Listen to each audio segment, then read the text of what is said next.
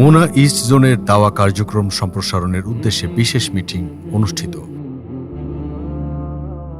মুনা east zone ও মুনা ন্যাশনালের উদ্যোগে দাওয়াতি কার্যক্রম সম্প্রসারণের লক্ষ্যে গত 12 এপ্রিল রবিবার কানেকটিকাটে এক সভা অনুষ্ঠিত হয়েছে।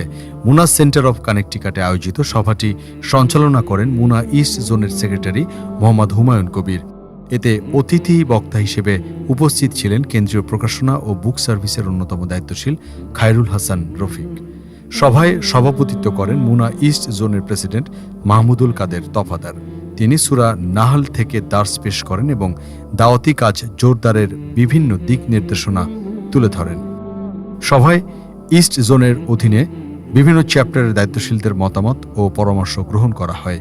এতে বক্তব্য দেন ম্যাসাচুসেটস চ্যাপ্টারের প্রেসিডেন্ট শফিকুল ইসলাম, কানেকটিকাট চ্যাপ্টারের প্রেসিডেন্ট মজির উদ্দিন এবং আলবানি চ্যাপ্টারের প্রেসিডেন্ট জিয়াউদ্দিন আহমেদ।